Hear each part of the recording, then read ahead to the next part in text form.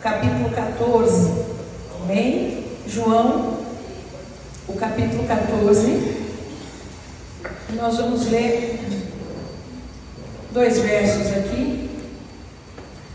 Nós vamos ler o 21 e o 23 serão suficientes, amém? Meus irmãos, essa é uma palavra bem profunda. Hoje, quando eu preparava, eu precisei, por alguns momentos, parar para assimilar aquilo que Deus estava dando. E eu até pensei, essa é uma palavra para hoje, para a igreja. Creio ser, porque um testificar vem em meu coração. Então, oro a Deus para que todos acompanhem e mergulhem comigo. É bem profundo. Eu não consegui terminar, não, mas até onde cheguei, acho que é o horário, né? Que a gente tem para ministrar, então eu ainda vou terminar ela num outro momento, mas eu acredito que para hoje é aquilo que Deus quer para o nosso coração. Vamos lá? João, o capítulo 14, o verso 21 diz assim: olha, Jesus falando, aquele que tem os meus mandamentos e os guarda, esse é o que me... Quem é que ama, gente? O que tem, ó, aqui dentro, viu? Aqui dentro. E os guarda, e os pratica. Jesus disse que esse Isso, vai falando com a pastora para você assimilar a palavra. Aquele que me ama será amado de meu Pai, e eu o amarei. Olha, o Pai, Jesus, amará aquele que tem os mandamentos e guarda, e me manifestarei a ele. Agora o verso 23. Jesus respondeu e disse-lhe: se alguém me ama, guardará a minha. Isso, e o meu Pai o amará, e viremos para ele e faremos nele morada. Amém? Nós vamos compartilhar esses versículos, então curva a sua fronte comigo. Pai, em nome de Jesus, oramos neste momento para que a tua palavra nos seja dada com toda clareza, com toda compreensão, Senhor, que toda guerra, que toda luta que tem se formado seja dissipado nesta hora. Ordena, Senhor, os teus anjos de alta patente nas regiões celestiais para remover todo barulho, toda confusão, tudo aquilo que não provém do Senhor. Que esta palavra, Senhor, atraia, que a tua unção atraia a atenção dos teus filhos neste dia, e que ela seja plenamente assimilada para o bom andamento e o crescimento desta igreja, em nome de Jesus. Amém? Coloque aí esse nosso climatizador um pouquinho ameno, mais ameno, né? É assim, isso. Assim o barulho também fica menor. Nós vamos compartilhar do tema quem ama, obedece. Fala comigo, quem ama, obedece. Textos muito conhecidos da palavra de Deus, eu vou precisar correr, então corre junto comigo. Jesus está dizendo isso. Por quê? Por que Jesus está dizendo isso? Olha que coisa fantástica. Eu vou precisar também, Alexandre, que a gente faça uma corrida com a palavra. Eu vou falando, você projeta, tá? Jesus está nos remetendo a alguns textos que estão lá no Pentateuco, e eu escolhi um deles que é o mais claro para você. Deuteronômio, o capítulo 7, o verso 12. Pastora, Jesus não criou isso aqui e agora de maneira alguma, queridos. Aquele que é a própria palavra, quando em carne estava na terra, ele foi o mais estudioso desta palavra. Veja, Jesus não se colocou num berço esplêndido e diz, eu sou a palavra. Não, ele foi tão estudioso dessa palavra que aos 12 anos, quando ele fica no templo, né, aqui a nossa tradução dá a entender que ele fica, na verdade, acredita-se que Jesus estava passando pelo bar mitzvah, né, todo menino, né, quando deixa de ser menino e vai ingressar na carreira de homem, os judeus, 13 anos, ele é sabatinado ali no templo. Então Jesus estava ali por ser sabatinado, mas na verdade, queridos, ele estava trazendo altíssima sabedoria, à medida que, a ponto de que aqueles homens, né, conhecedores da palavra, ficaram admirados, questionando de onde vinha todo aquele conhecimento, porque ele não apenas era a palavra, mas ele se debruçava sobre ela também. Então ele está nos remetendo a textos que orientam sobre as bênçãos decorrentes da obediência. A obediência, ela traz bênçãos, irmãos.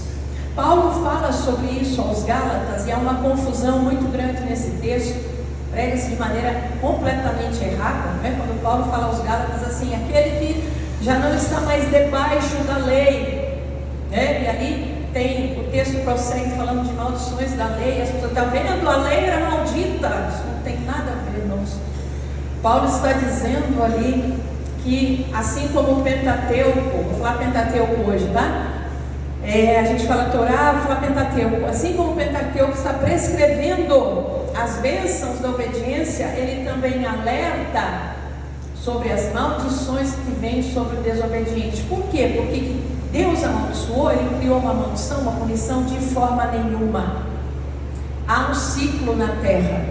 A obediência gera bênção, a desobediência gera maldições. Veja, quando você pega ali a bula de um remédio, ele te orienta como deve ser usado, assim? Se você pegar, exemplo, um antibiótico, que para ser funcional ele precisa ser tomado no horário exato, e você for uma pessoa relapsa, um dia você toma às 7, outro dia você toma às 9, outro dia você toma às 10, vai funcionar esse antibiótico?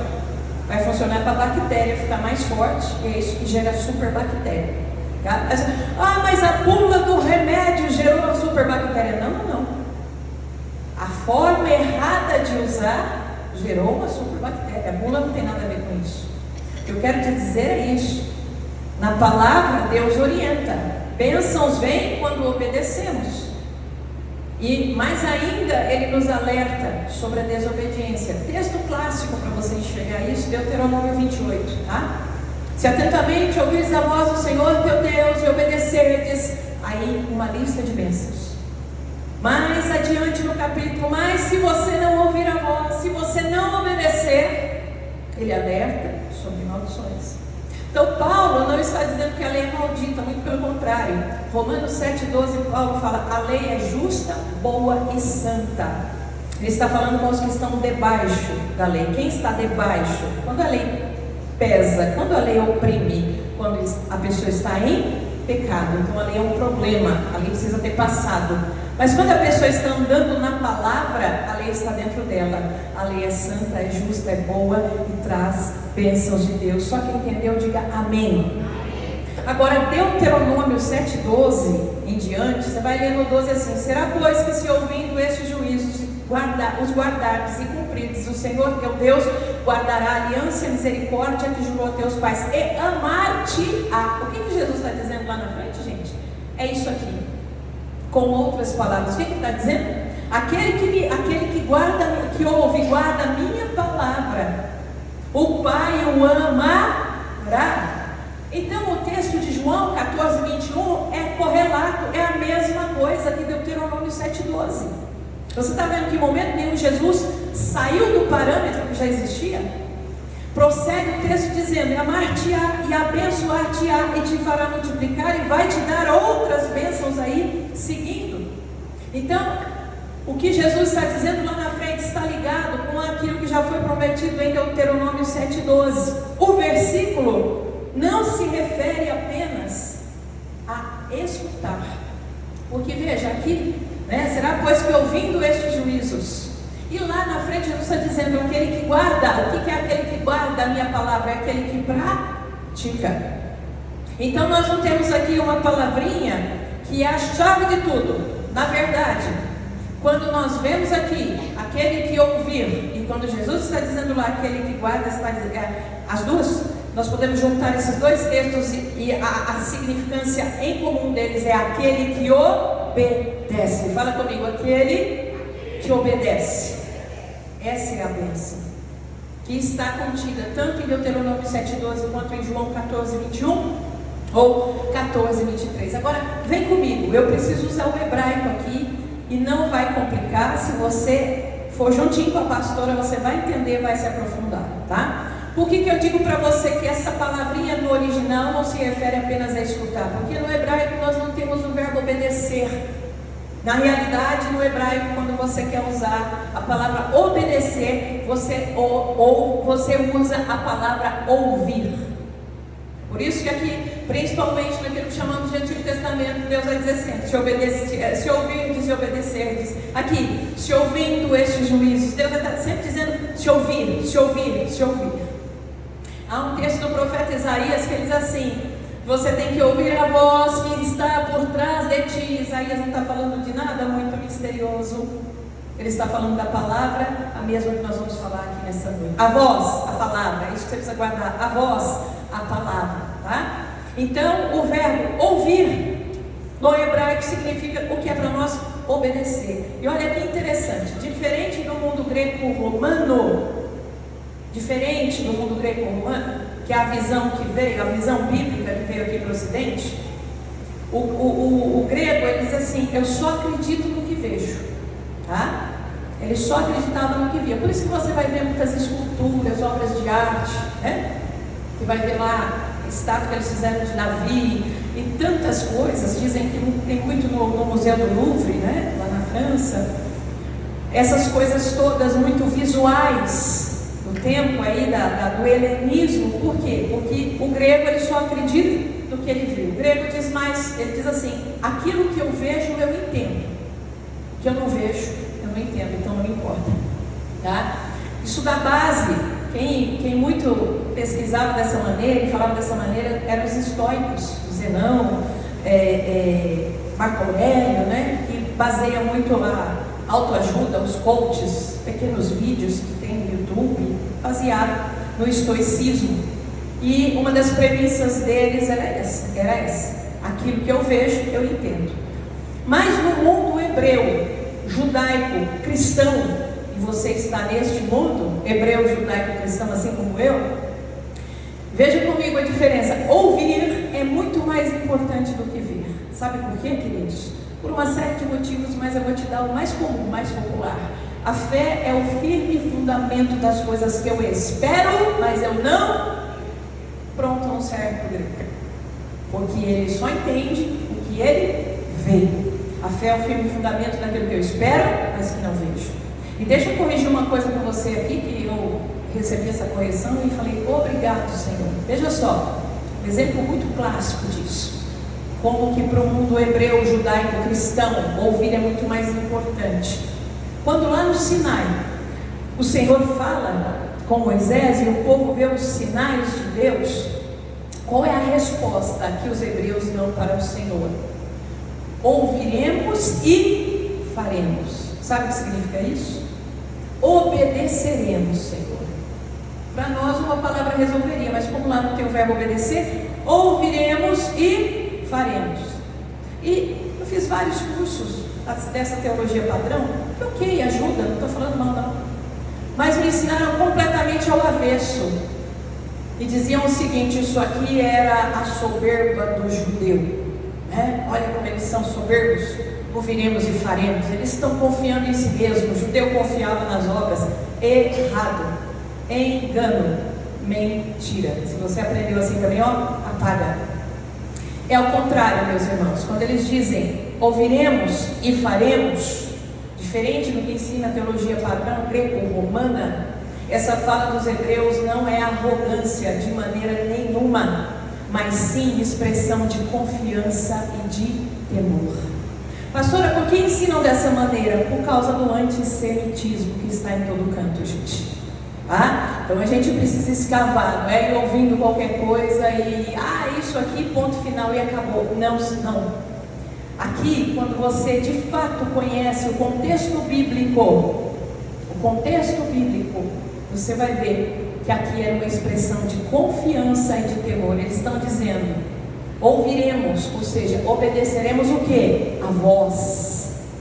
A voz trazia o quê? A palavra. A confiança estava em quem? Na voz. De quem? Do Senhor. E essa voz é muito profunda, como nós vamos ver aqui. Então, feita essa correção que é muito importante, tudo isso nessa introdução, para começarmos a entender que Deus só pode ser visto com clareza, meus irmãos, através da sua palavra. É aqui que nós conhecemos, é aqui que nós o enxergamos. Você só consegue ouvir a Deus se você ouve a sua voz. E qual é a voz do Senhor? É daquela pessoa na esquina que diz diz: assim diz o Senhor, de forma alguma, queridos. Eu preciso falar daquilo que é seguro. As vozes, você vai discernir, você vai buscar discernimento do Espírito. Aquela pessoa que me procura e diz: Deus mandou eu te dizer, você vai buscar discernimento se isso é dele ou não. A voz com segurança está aqui, diga comigo, na palavra. Na palavra, amém? Essa é a voz segura de Deus. Também não é aquela roleta, né? Então tá, deixa eu ver. Não leio a Bíblia nunca, deixa eu ver o que Deus vai falar hoje.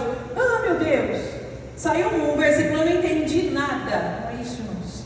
É debruçar-se sobre a palavra. É entender aquilo que de fato Deus está falando através do contexto, através do que é original, através do que é verdadeiro. Essa é a voz segura que podemos ouvir. Deus, Ele é Espírito. Olha que interessante. João, capítulo 4, verso 24, você vai encontrar essa afirmação. Deus é Espírito e importa. É um versículo muito famoso, você já sabe, né?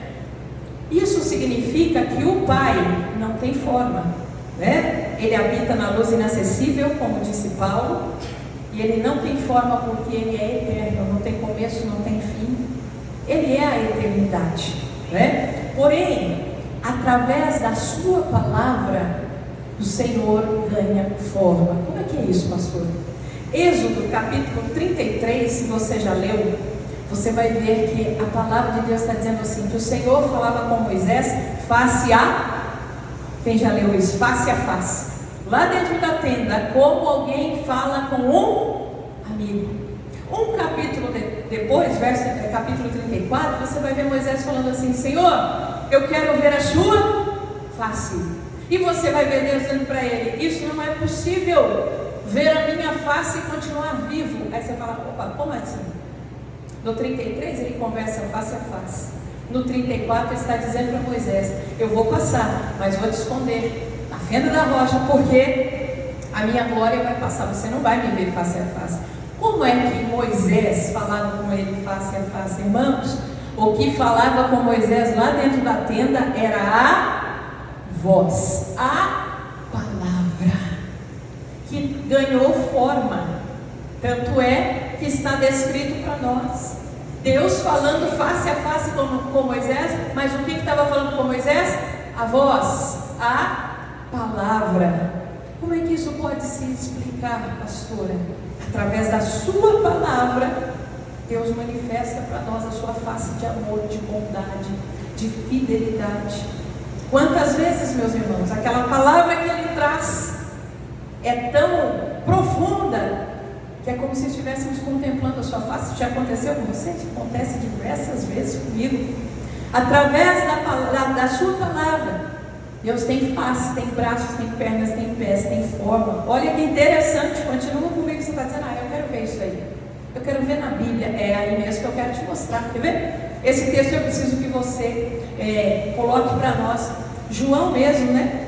Capítulo 14, um pouquinho antes do que nós lemos. Olha que interessante, versos do 8 ao 10. É um texto também que muita gente não entende ou se equivoca, mas se você compreende ou não, vamos juntos aqui, tá? João, o capítulo 14, o verso 8, diz assim, ó: disse-lhe Filipe: Senhor, mostra-nos o Pai, o que nos basta. Filipe quer ver o Pai. Disse-lhe Jesus: estou há tanto tempo convosco, não me tendes conhecido, Filipe? Quem me vê a mim, vê o Pai. Como dizes tu: mostra-nos o Pai? E aí algumas pessoas fazem uma confusão, né? Falam: mas então Jesus ao mesmo tempo é o Pai, mas Ele é Jesus. Não. Você vai compreender esse diálogo aqui perfeitamente hoje. Porque Jesus, Ele é a João capítulo... alguém já respondeu antes de eu citar. João capítulo 1 e verso 1. Porque no princípio era o Verbo, e o Verbo se fez carne, e o Verbo era Deus. Jesus, Ele é a palavra, Ele é a voz. E aí eu já estou te dando aquilo que só no final da mensagem você iria entender. Por isso Ele está dizendo para Filipe o seguinte: eu sou a essência, eu sou a voz. Para você entender, você está ouvindo a voz da Karina. A voz da Karina não é a Karina, mas não separa da Karina. Olha lá o Shema, Adonai Eloheinu, Adonai Echad, Shema Israel. Adonai é o nosso Deus, Adonai é o que o Pai, o que Jesus estão ali expressando é isso. Jesus está dizendo: você está me vendo, você está ouvindo a voz daquele que me enviou. Ele é muito claro aqui, irmãos, quando ele fala, olha lá, ó, estou há tanto tempo convosco, não me tenho desconhecido. Filipe, você não está ouvindo a voz? Né? Quem me vê a mim, vê o Pai. Escuta uma coisa, vocês já estão aí familiarizados há 23 anos com a minha voz. Se eu não estivesse aqui agora e a gente botasse a pregação e eu estivesse pregando, quantos reconheceriam minha voz? Quantos? Poucos não reconheceriam. Por quê, irmãos? E você até me veria, não é assim? A mente projeta uma imagem. A pastora estaria mexendo agora. Agora ela ia para aquele lado, para o outro. É isso que Jesus quer dizer para Filipe aqui, gente. Sei que é profundo, mas sei que você está pegando também. Por isso, meus amados, aqui Jesus tinha face, ok? Quando ele tinha braço, tinha mãos, tinha pernas, tinha a palavra, e ele era a palavra viva. Deus, o Pai, através da sua palavra, ele tem face, ele tem mão, ele tem braço, ele tem pé, ele ganha forma. Você quer ver uma coisa? Abertura do Mar Vermelho, Deuteronômio capítulo 5, verso 15. Se você puder projetar, Deuteronômio 5,15, é onde o Senhor está dizendo que tirou o seu povo do Egito com braço e mão forte. Olha lá. Porque te lembrarás que foste servo na terra do Egito e que o Senhor teu Deus tirou dali com mão forte e braço estendido. Sabe que os rabinos mais antigos, estudiosos judeus, dizem que este braço do Senhor era a palavra que abriu o mar. E aí eles vão mais longe, eles dizem assim: este braço, esta palavra era o Rei, o Messias, Jesus ali abriu o mar. Ele era o braço de Deus, e se eu fosse você, eu glorificava o Senhor por isso. A palavra ganha um braço, tem braço, tem perna. A palavra se move porque o Filho trabalha junto com o Pai. O desejo de Deus, meus irmãos, sempre foi um relacionamento com o homem. Então agora vamos aprofundar para ficar mais interessante. Gênesis, o capítulo 13, o verso 8 e 9. Eu preciso que você ponha aquele texto agora, Alexandra, do hebraico, tá? Texto do hebraico, porque senão no português a gente vai chovendo molhado, vai ficar no raso, né? Como sempre se fica. Vamos para o texto do hebraico aqui. Eu apaguei um pouquinho para ver se vocês vão conseguir ter uma melhor visualização. Isso. Então ali nós temos Gênesis, o capítulo 3 e o verso 8 e 9. Por que eu estou pedindo para colocar o texto no hebraico? Não vou muito fundo não, para a gente simplificar. Vocês estão vendo aí, as palavrinhas estão em branco, mas vocês estão enxergando duas no amarelo?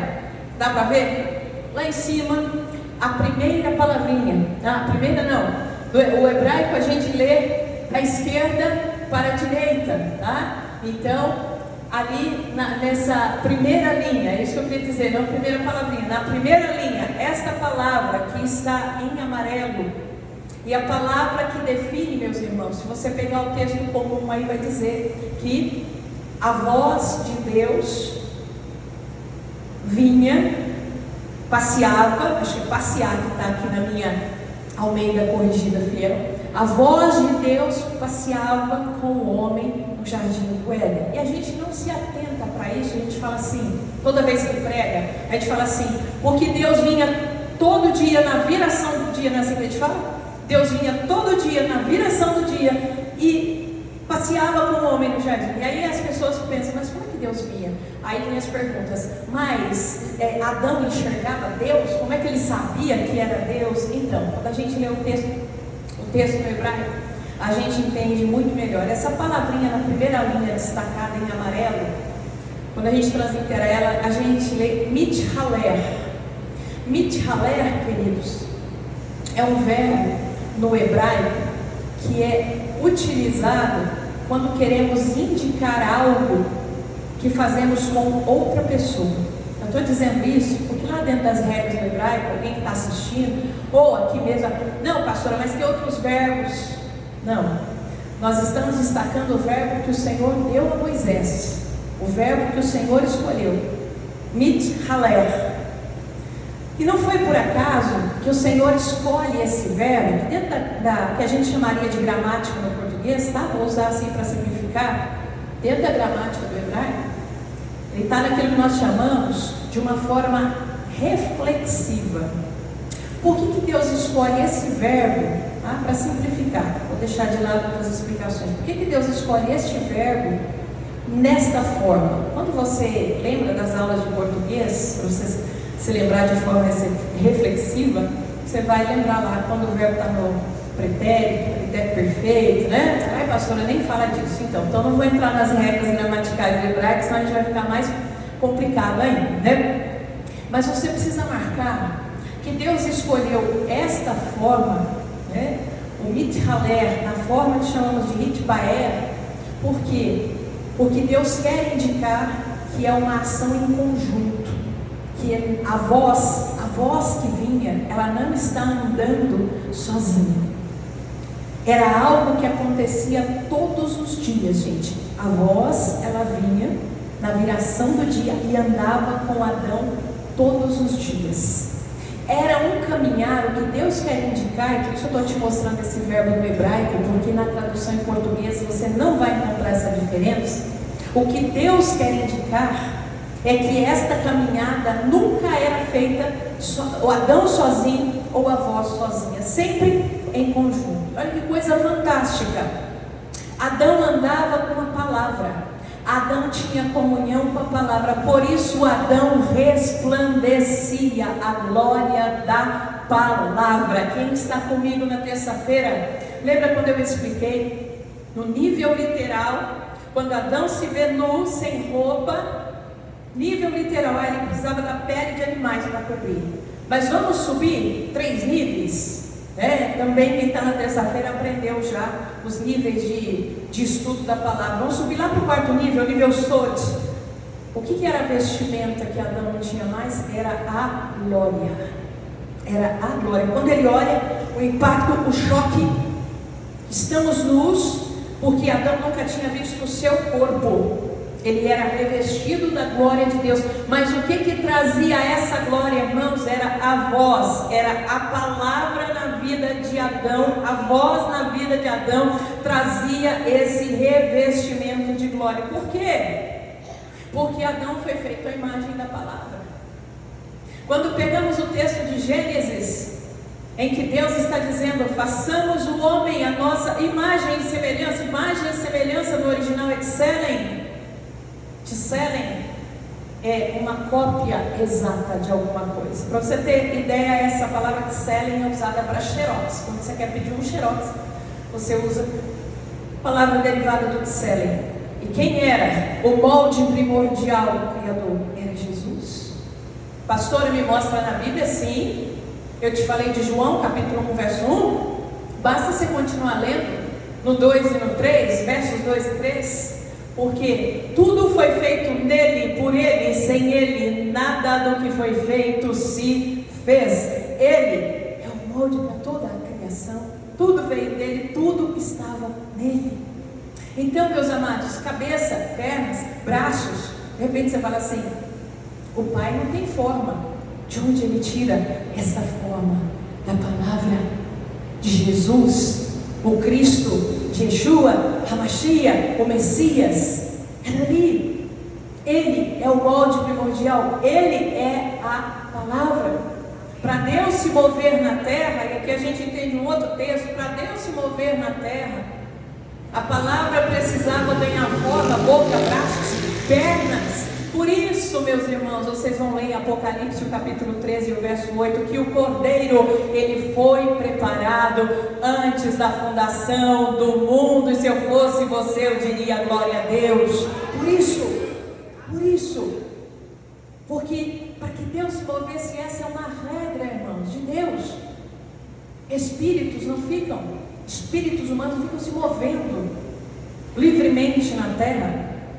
Quando dentro de áreas aí de crenças, de outros segmentos, fazem isso, eles sabem que arriscam nem mesmo voltar para o corpo, conseguir voltar para o próprio corpo. Mas nós estamos falando aqui das coisas que estão de acordo com a palavra de Deus. Então nós não vamos olhar para outro lado para não perder aqui o fio da meada. Nós estamos falando de obediência a Deus, quem ama obedece. Então, dentro de um campo de obediência, você não precisa ficar preocupado, tem um espírito perambulante. Não, meus irmãos, não. Até dos seres híbridos, quem está comigo na terça-feira já aprendeu isso, né? Não eram espíritos humanos, já tiveram destino também. Então, o próprio Deus respeita aquilo que Ele trouxe como regra, como princípio. Então, a palavra precisava ganhar forma. Não apenas para o sacrifício, o cordeiro foi preparado antes da criação do mundo, mas também por isso. E olha, eu vou te dar outra evidência de que o que eu estou aqui compartilhando com você é profundamente bíblico. Em Levítico, capítulo 25. Durante o capítulo 25, talvez lá pelo verso 12, e esse não precisa projetar se não quiser, é só um comentário. O Senhor diz que se o povo, olha, a mesma coisa que Jesus está dizendo lá na frente, foi dito em Deuteronômio 7,12. Se o povo o amasse sinceramente, e se assim também o povo guardasse os seus mandamentos, Deus iria fazer o quê? O verbo que está lá no original, mithaler betorran, sabe o que é isso? Deus iria andar com eles novamente, assim como um dia foi no Éden. A voz voltaria, a voz se moveria, a presença. E aqui, irmão, você vai dizer assim, pastora, mas tinha uma presença lá na nuvem, né? Era até uma coisa muito linda, porque quem olhava em cima do tabernáculo via a nuvem de noite, via o fogo de dia. Sim, mas aqui Deus está falando de uma coisa mais profunda. Mithaler betorran não é habitar em cima do tabernáculo, é habitar dentro do seu povo. Isso nos leva para a raiz de algo mais profundo. Deus está dizendo, e veja que desde o princípio, o projeto de Deus é o quê? Restaurar a comunhão do homem com a palavra, porque através da palavra está restaurada a comunhão com Ele. Por que será que Jesus disse, eu sou o caminho, verdade é o quê? Palavra e vida.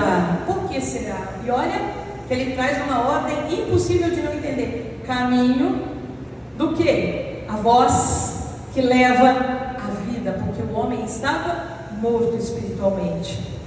Agora que interessante, no versículo 8 você entende comigo o verbo mithaler, que significa a voz que vinha, a voz que andava. Não perde o fio da meada, porque o interessante é você descobrir essa voz, tá? E a gente vai chegar nela aqui no final.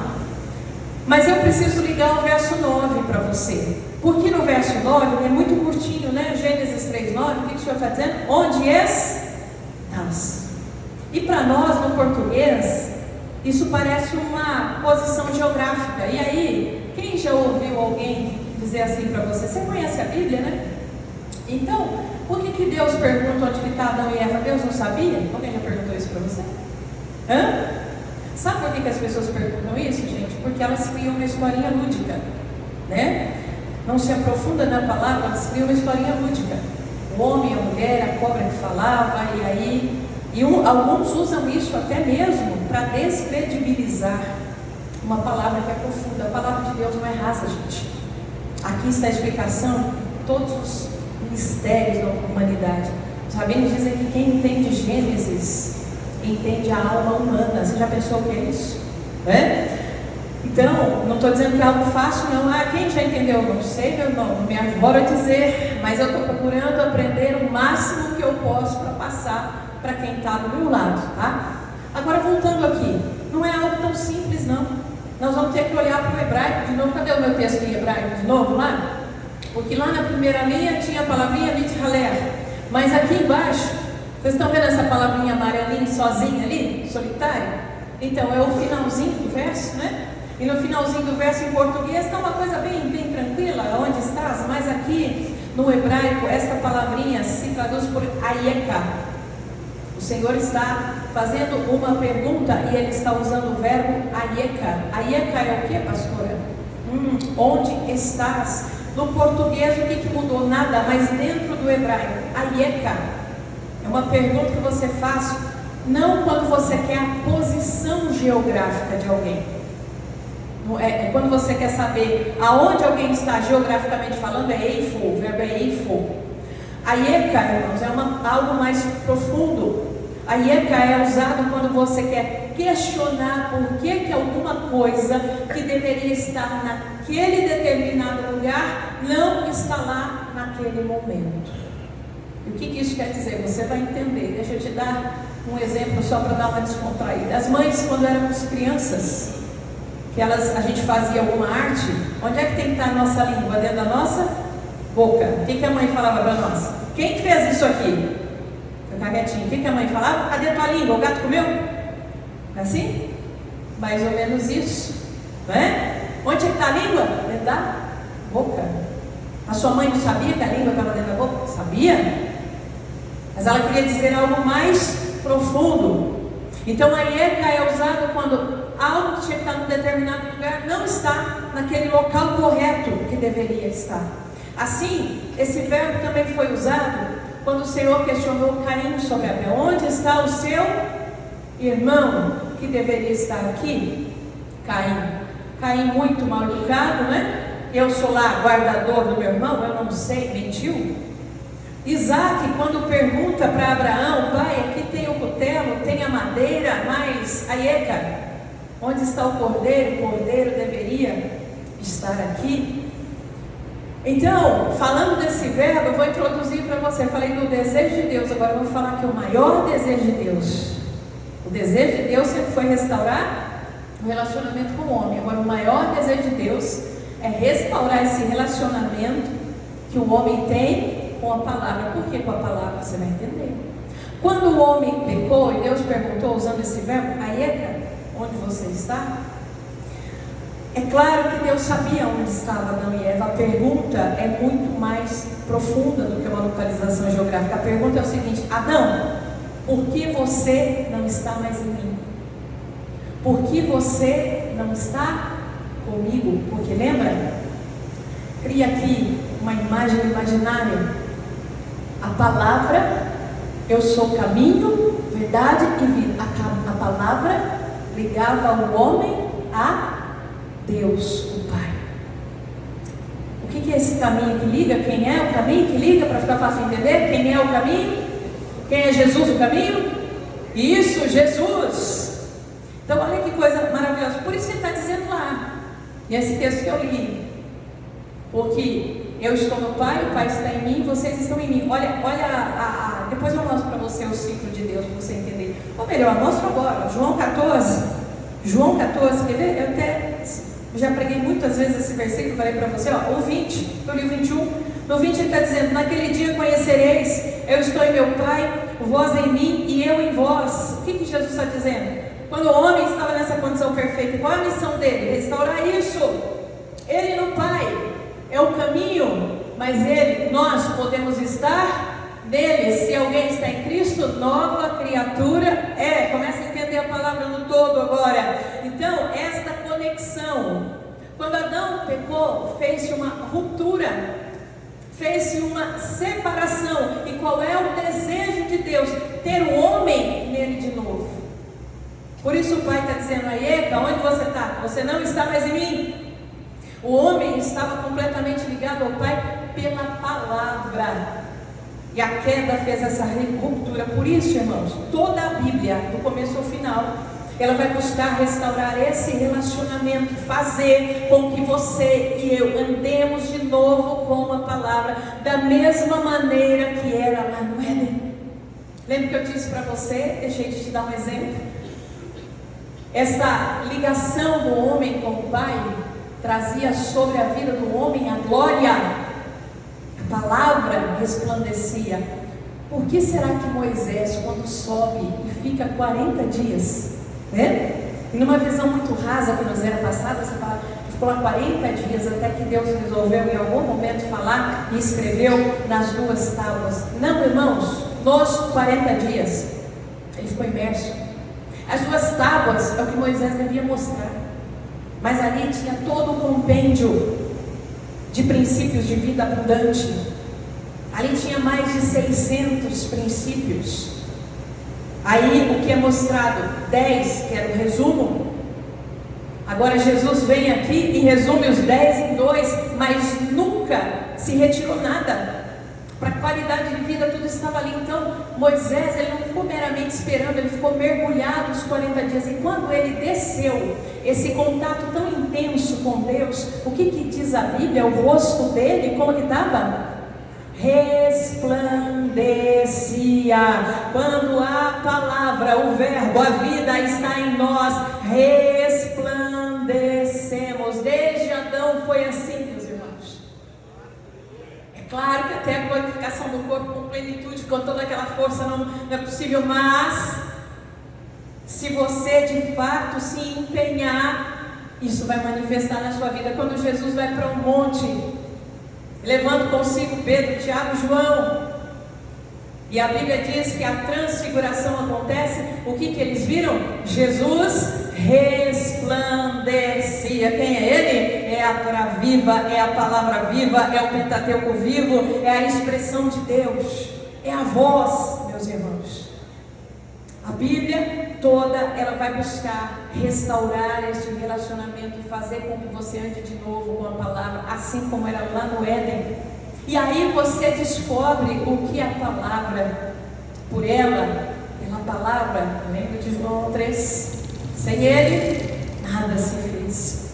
Pela palavra, Deus criou todas as coisas. Aqui no português você vai ler Gênesis e disse Deus, e disse Deus, e disse Deus. Se você pegar no hebraico, vai Omer Elohim, vai Omer Elohim, vai Omer Elohim. Deus dizendo, tudo se formando. Mais do que isso, a palavra não apenas foi usada para formar, ela também sustenta todas as coisas. Esse é um conceito que os gregos entenderam.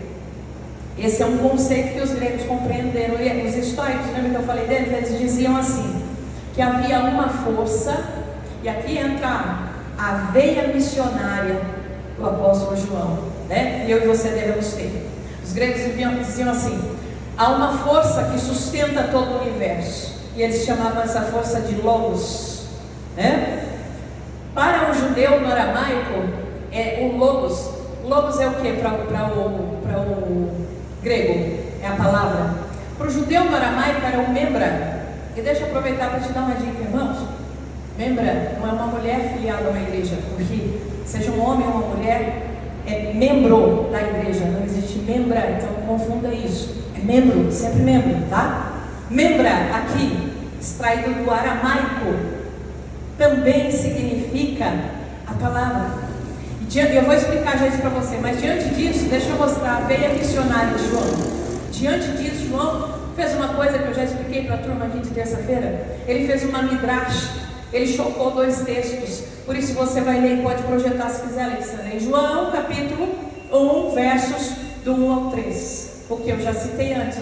No princípio era o verbo. Não, aqui nós estamos no 20 ainda. No princípio era o verbo, a palavra, e a palavra estava com Deus, e a palavra era Deus. O que eu disse? A voz do Pai. 2. E ele estava no princípio com Deus, o Pai. Todas as coisas foram feitas por ele, e sem ele nada do que foi feito se fez. Por que João vai escrever para os gregos? No princípio era o Logos, e o Logos era Deus, e o Logos estava com Deus. Porque o grego assimilou, é a força que sustenta todas as coisas, é o Deus dos hebreus.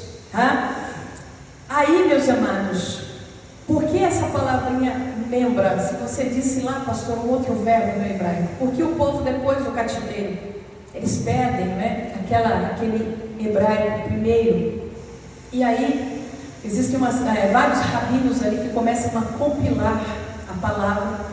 E aí existe um livro chamado até Onkelos Targum, você não precisa procurar, não precisa ler, só para você saber de onde vem. Aonde a palavra ela começa a ser escrita no aramaico, para que o povo de Deus não perdesse o contato com ela. E no aramaico, membra é a palavra, tá? Então, davar, membra, logos, está falando do verbo, da palavra, da voz. E nós podemos dizer assim, e aí se você pegar o Gênesis, né? O Bereshit, capítulo 1, Gênesis, capítulo no aramaico você vai ler mais ou menos isso aí. O membra, né? Criando, sempre que a voz, a palavra de Deus é citada, você vai ler o membra. Agora, queridos, vamos avançar aqui para o final. Jesus, Ele é aquele que restaura o relacionamento do homem com Deus, o Pai. Por quê? O que nós vimos lá atrás? O que relacionava com o homem? A voz, a palavra. Esse é o meio de Deus se mover na terra. Com a queda, isso foi rompido.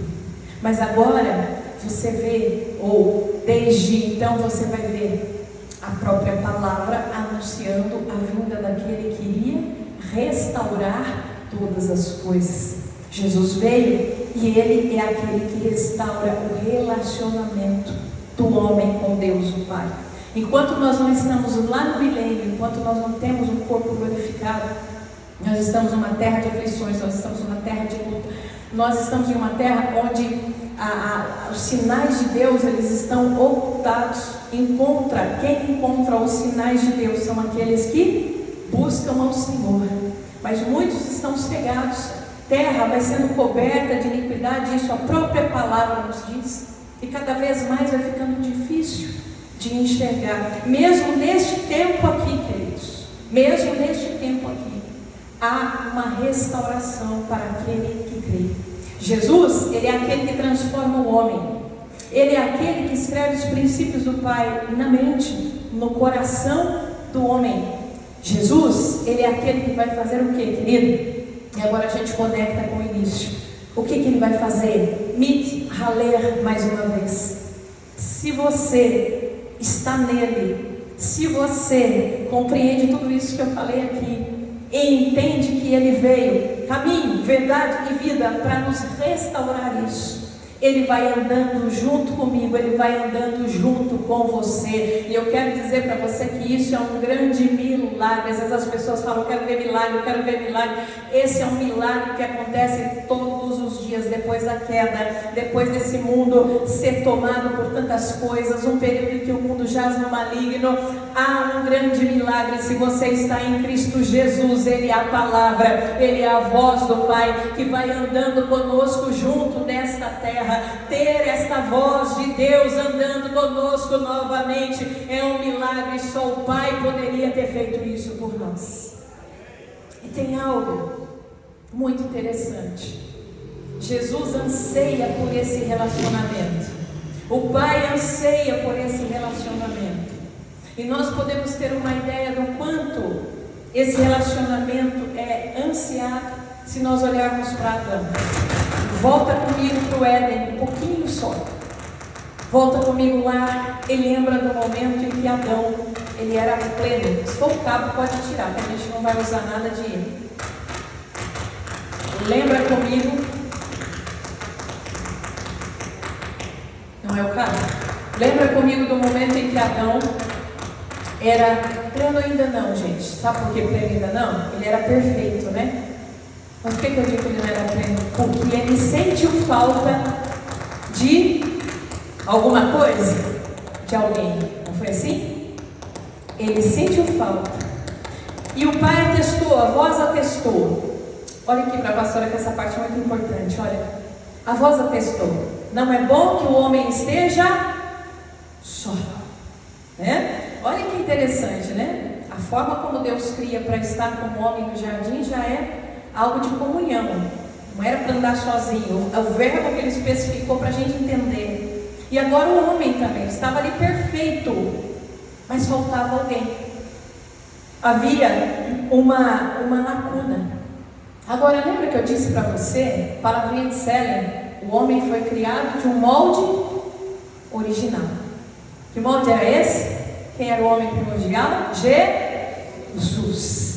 Então o homem vem com todas, enquanto ainda perfeito, ele vem com todas as características, não é assim?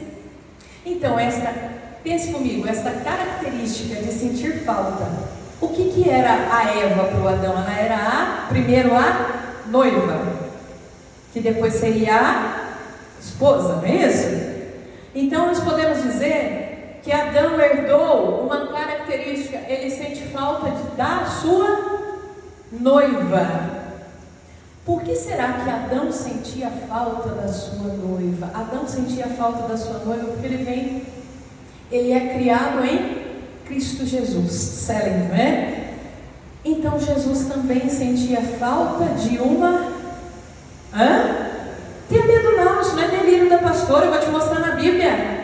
Jesus sente falta da sua noiva. O Pai criou para que ela tivesse comunhão com o Filho, e eu te mostro isso na Bíblia, você quer ver? Paulo, quando fala lá na carta aos Efésios, e usa-se muito esse texto para o casamento, né, pastor? O famoso texto do Efésios 5, que o pastor no primeiro casamento fez, procurava, não achava, outra hora ele conta isso para vocês, né? O famoso texto de Efésios 5, e vai chegar a um certo ponto deste texto que você vai ver Paulo dizendo o seguinte, quando ele fala do noivo e da noiva, daquele ato de comunhão, ele diz assim, eu falo desse, grande é esse mistério, eu me refiro a Cristo e a sua igreja. Por que o Pai anseia pela restauração dessa comunhão?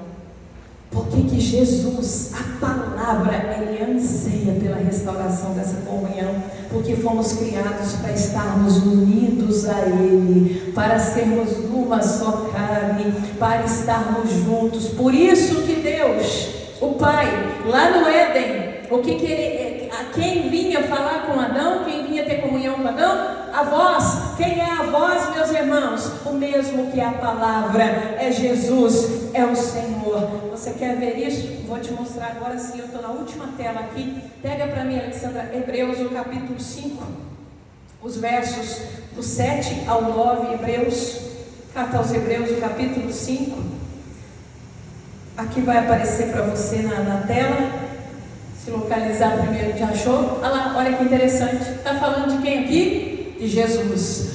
O qual nos dias da sua carne, olha lá, a palavra ganhou carne, oferecendo-se com grande clamor e lágrimas, orações e súplicas ao que podia livrar da morte. Quem podia livrar da morte? O Pai. Então aqui ele estava clamando. A palavra ganhou carne. Agora, assim um corpo como o nosso, habitou aqui, e ele está clamando ao Pai, aquele que podia livrá-lo da morte. Deixa eu abrir um parênteses aqui para te dar uma dica interessante também, querido. Assim, foi a palavra que se entregou, foi a palavra que enfrentou a cruz, foi a palavra que venceu a cruz. Ninguém matou a Deus, gente.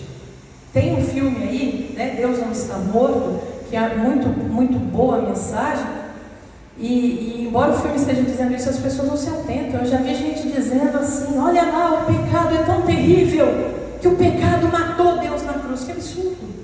Quer dizer que o Pai estava na cruz, mas depois Jesus matou o pecado. Há uma confusão, meus irmãos. Nós não podemos nos equivocar sobre a soberania do Pai. Quem se entregou foi a palavra, quem enfrentou a cruz foi a palavra, quem venceu a cruz foi a palavra. Embora Jesus tenha levado sobre si os nossos pecados, o pecado não o matou, ao contrário, ele avançou e venceu. Ninguém matou a Deus, muito menos o pecado mataria. A palavra venceu o pecado e a morte. Preste atenção nisso. Se você andar pela palavra, se você andar em Jesus, você também vence o pecado. O Salmo 119, o verso 105, um dos homens que pecou bastante, mas ele era segundo o coração de Deus, Davi. Os judeus dizem que dos 10 mandamentos, eu não sei, eu não pesquisei, mas eles dizem que dos 10 mandamentos Davi quebrou 8 ou 9. Isso não é inspiração para ninguém quebrar nada. Mas o que eu quero dizer é que um homem que falhou muito na sua vida, no Salmo 119, verso 105, se levanta e diz: Senhor, lâmpada para os meus pés é a tua palavra e luz para o meu caminho. Eu caí quando saí, mas eu voltei e eu quero andar na palavra. E quem é a palavra, meus irmãos? Ainda já desde esses dias é Jesus, é o Senhor. O Filho, ele é a palavra. Fechando esse parênteses, ainda aqui em Hebreus, que eu preciso te dizer, aquele que podia livrar da morte foi ouvido quanto ao que temia. Passa o próximo verso. Ainda que era filho, aprendeu ao que na igreja? Ainda que ele fosse a própria palavra, ele aprendeu a obediência por aquilo que padeceu. Por que eu sofro, pastora? Porque esta é a realidade desta terra, mas você sabe que o choro dura uma noite, o sofrimento não é para a vida inteira, a alegria vem pela manhã. Mais um verso para a gente chegar. E sendo ele consumado, veio a ser a causa da eterna salvação. Tem outras traduções que falam o autor da salvação para todos os que nele creem. Para que eles falem, não, eu creio em Jesus, eu acredito, ele veio, é para isso?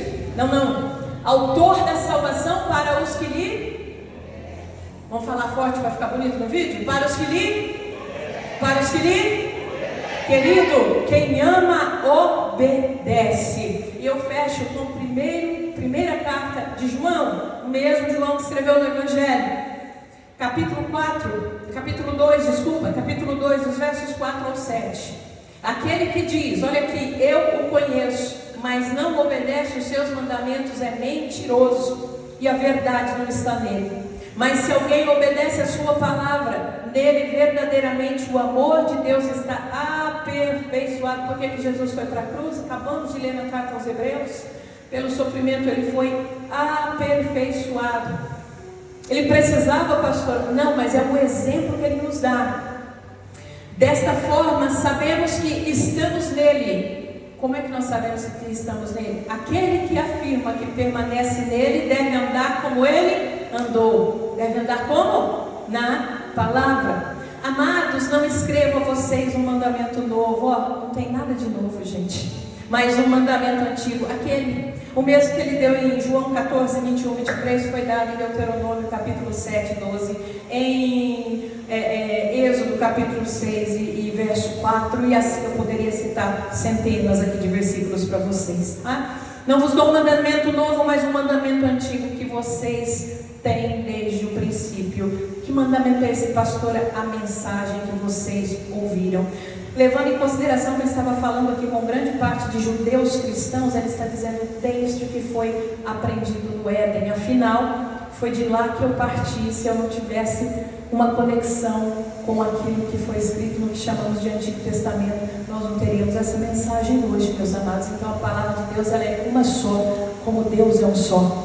Ela é íntegra e ela toda, como Paulo escreveu para Timóteo, toda a escritura é proveitosa e preciosa. Entenda isso, para que você seja um missionário na cidade de Bauru, é que você ganhe almas para Deus com a sua boca fechada. Se você estiver vivendo a palavra de Deus, se você estiver andando nela, você vai atrair pessoas para o Senhor. Amém, queridos? Vamos nos colocar em pé? Uma canção antiga da Cassiane, nos despedindo aqui, do pessoal do vídeo. Deus abençoe a todos vocês. Vamos ver se